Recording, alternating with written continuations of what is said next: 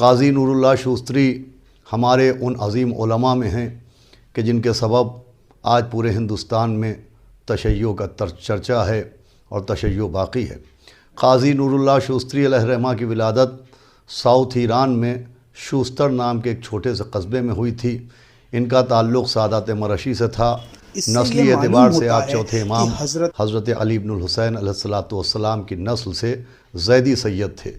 قاضی نور اللہ شوستری علیہ الرحمہ کے والد سید شریف اور ان کے چچا سید صدر بھی اپنے دور کے بہت بڑے علماء میں شمار کیے جاتے تھے اور عظیم ترین مدرسین میں تھے۔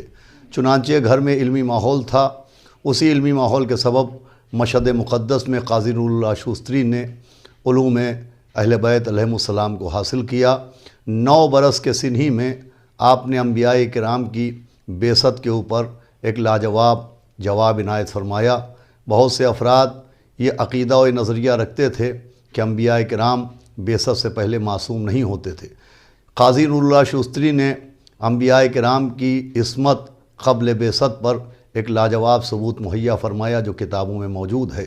بہرحال قاضی نور اللہ شوستری کی پرورش اور ان کی تعلیم و تربیت سرزمین ایران کے اوپر ہوئی، لیکن جب ہندوستان میں تشیع کو فروغ ملنے لگا اور ملتان میں مولائے متقیان جناب امیر المومنین علیہ السلام کی اولاد میں جعفر ابن محمد ملتان کے گورنر بن گئے اور 3ری صدی میں شیعوں کے لیے ہندوستان کی فضا ہموار ہونے لگی، تو بہت سے سادات کرام ایران و عراق سے ہندوستان کی جانب آنے لگے۔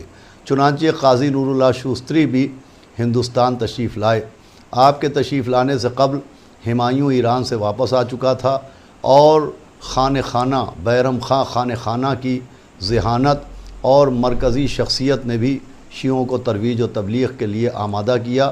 چنانچہ اس وقت بہت سے شیعہ علماء تھے جو حق اہل بیت کی ترویج و تبلیغ میں منہمک تھے، جن میں ایک نام ملا احمد ٹھٹوی علی اللہ مقامہ کا ملتا ہے، ایک نام حکیم فتح اللہ شیرازی کا ملتا ہے، اور اسی دور میں تیسرا نام اور عظیم ترین نام قاضی نور اللہ شوستری علیہ الرحمہ کا ملتا ہے۔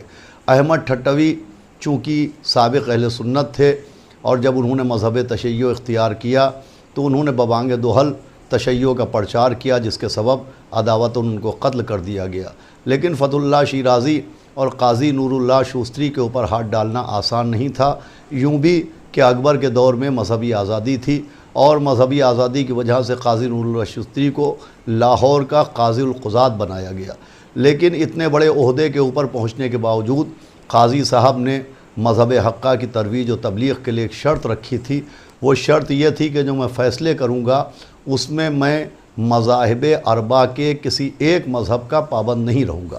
مطلب یہ کہ میں صرف فقہ حنفی یا فقہ شافعی یا فقہ مالکی یا فقہ حنبلی کے مطابق ہی فتویٰ نہیں دوں گا، کسی ایک فقہ کا پابند نہیں رہوں گا۔ چنانچہ آپ نے یہ شرط رکھ کے جتنے بھی فیصلے دیے وہ سب فقہ جعفری کے مطابق ہوتے تھے۔ اسی دور میں اکبر کے زمانے میں ظاہر مذہبی آزادی تو حاصل تھی، لیکن چونکہ تشیع کا پرچار و تشیع کی تبلیغ بھی بام عروج پر پہنچ رہی تھی، لہٰذا شیعت کی عداوت بھی بام عروج پر پہنچی، اور چنانچہ صواعق محرقہ جیسی کتاب جس میں تشیع کے خلاف زہر بھرا ہوا ہے، اس کتاب کا ترجمہ ہو کے لوگوں تک پہنچائی جانے لگی۔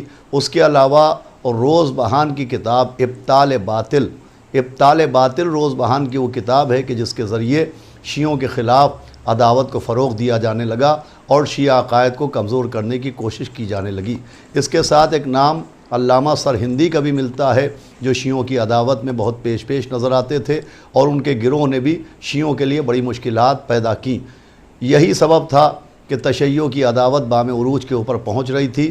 اکبر کا زمانہ چونکہ ظاہری طور کے اوپر مذہبی آزادی کا زمانہ تھا، لہٰذا اکبر کے دور میں تو قاضی نور اللہ شوستری علیہ الرحمہ کے اوپر ہاتھ ڈالنا ممکن نہیں تھا، لیکن اکبر کے جانے کے بعد جب جہانگیر برسر اقتدار ہوا تو شیعوں کے اوپر ظلم و ستم کا آغاز ہوا، اور قاضی نور اللہ شوستری کو جو قتل کے لیے نشانہ بنایا گیا اس کا ایک سبب یہ تھا کہ ابھی جیسے میں نے عرض کیا کہ روز بہان نے ایک کتاب لکھی تھی ابطال باطل، اور اس ابطال باطل کے ذریعے جہاں شیعہ عقائد و شیعہ نظریات کی تردید کی گئی تھی، وہیں شیعوں کے خلاف بغاوت اور شیعوں کے خلاف عداوت کو ہوا دی گئی تھی۔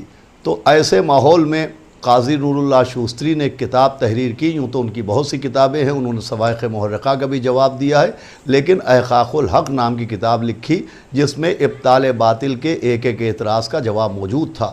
حالانکہ جب آپ وہ کتاب لکھ رہے تھے تو آپ کے بہت سے دوستوں نے ان کو تقیہ کا مشورہ دیا، لیکن انہوں نے نصرت اہل بیت کی خاطر تقیہ کے بجائے تیغ کو قبول کیا اور احقاق الحق کو مکمل کیا۔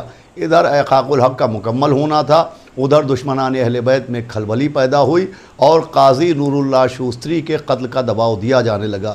چنانچہ جہانگیر نے علماء سو سے فتوے حاصل کیے۔ تاریخ یہ بتاتی ہے کہ 42 مہریں اور 42 فتوے قاضی نور اللہ شوستری کے خلاف دیے گئے، جس میں ان کو 4 طرح کی سزائیں سنائی گئیں۔ پہلی سزا قاضی نور اللہ شوستری کو یہ سنائی گئی کہ ان کے خاردار کوڑے مارے جائیں۔ دوسری سزا یہ سنائی گئی کہ ان کی زبان ان کی گدی سے کھینچ لی جائے۔ تیسری سزا یہ سنائی گئی کہ انہیں سیسا پلایا جائے، اور چوتھی سزا یہ سنائی گئی کہ قتل کے بعد ان کا سر ان کے تن سے قلم کر دیا جائے۔ چنانچہ یہ ساری سزائیں جناب قاضی نور اللہ شوستری کے لیے معین ہوئیں۔ جس وقت جلاد سزا دینے کے لیے آگے بڑھا تو تاریخ بتاتی ہے کہ قاضی نور اللہ شوستری نے ایک پتھر کے ٹکڑے کے اوپر قرآن کی ایک آیت تحریر کی، جس آیت کا مفہوم یہ تھا کہ پالنے والے میں مغلوب ہوں، میری نصرت فرما۔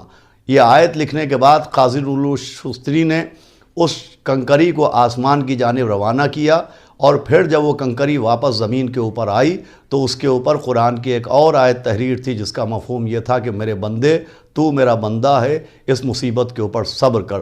چنانچہ قاضی نور اللہ شوستری نے حکم الہی کے اوپر سر تسلیم کو خم کیا، آپ کے 100 خاردار کوڑے مارے گئے، آپ کو سیسا پلایا گیا، آپ کا سر تن سے جدا کیا گیا، آپ کی زبان گدی سے کھینچی گئی، اور آج جہاں آپ کا مزار ہے وہاں کے اوپر آپ کی لاش کو بے گور و کفن چھوڑ دیا گیا۔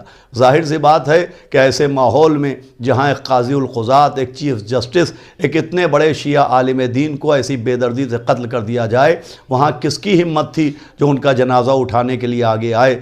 صرف شہر میں 3 افراد تھے، جن میں 2 مسافر تھے اور ایک شہری تھے، جنہوں نے کمر ہمت کسی کہ ہم قاضی نور اللہ شوستری کی تدفین کریں گے، جس میں ایک نمایاں نام سید راجو بخاری کا ملتا ہے۔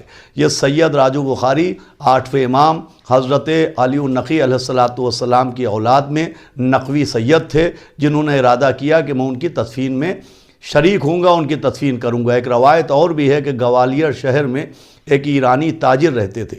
جب وہ رات میں سو رہے تھے تو انہوں نے خواب میں جناب معصوم عالم حضرت فاطمہ الزہرا سلام اللہ علیہا کو دیکھا کہ جناب فاطمہ زہرا سلام اللہ علیہا فرما رہی ہیں کہ میرے فرزند کی لاش بے گور و کفن پڑی ہوئی ہے، تم اپنے گھر میں آرام سے بیٹھے ہوئے ہو۔ یہ خواب دیکھنے کے بعد وہ ایرانی تاجر میں اپنے لشکر کے آگرہ پہنچے، اور روایت بتاتی ہے کہ جس وقت وہ ایرانی تاجر آگرہ میں پہنچے اور اس مقام پر پہنچے جہاں قاضی صاحب کو قتل کیا گیا تھا، تو لاش کے پاس سے سید راجو بیٹھے ہوئے آنسو بہا رہے تھے۔ سید راجو نے جب اس ایرانی تاجر اور اس کے لشکر کو آتے ہوئے دیکھا تو ان کی ہمت میں اضافہ ہوا۔ پھر کچھ اور شیعہ حضرات جمع ہوئے جنہوں نے قاضی نور اللہ شوستری کو بڑے اہتمام کے ساتھ اس مقام پر دفن کیا جہاں کے اوپر آج مزار موجود ہے۔ اور اس کے بعد پھر وقت گزرتا گیا اور قاضی صاحب کے مزار کے اوپر منصور موسوی صاحب نے سب سے پہلا حجرہ بنوایا۔ چنانچہ ناش و ملت اعلی اللہ مقامہ نے قاضی صاحب کے مزار کے اوپر مجالس کا سلسلہ جاری و ساری کیا۔ آج بھی وہ مزار پوری دنیا کے شیعوں کے لیے، صاحبان حق کے لیے ایک مرکز ہے جہاں کے اوپر جا کے ہمارے ایمان کو جلا ملتی ہے، ہمارے عقیدے کو پختگی ملتی ہے، اور ہمیں حوصلہ ملتا ہے کہ حق اہل بیت کی نصرت کرنے والے کبھی تنہا نہیں ہوتے، کوئی ان کا ساتھ دے نہ دے، معصوم عالم ان کا ساتھ ضرور دیتی ہیں۔ انہی الفاظ کے ساتھ میں تمام عالم تشیع کو اور حضرت حجت علیہ السلام کو قاضی نور اللہ شوستری علیہ الرحمہ کی شہادت کی تعزیت پیش کرتا ہوں۔ خدا حافظ والسلام۔